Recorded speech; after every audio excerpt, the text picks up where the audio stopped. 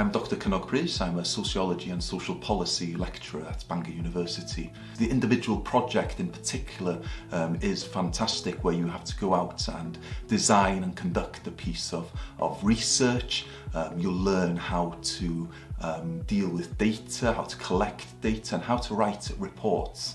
These are all fantastic transferable skills once you get to university, which will come in handy when you write your essays, possibly when you write a dissertation.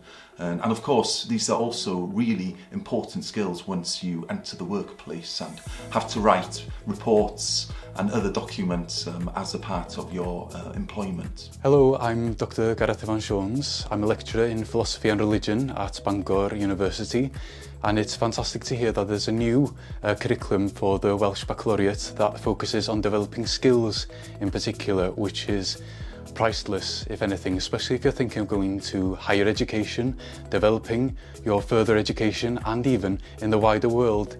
With the three projects that you can work on, there'll be an opportunity to develop numeracy, literacy, and a wide variety of skills that are definitely useful for academic study, but also in the wider context in the actual outside world. And because of that, the new course is definitely invaluable, and it's definitely worth taking and pursuing.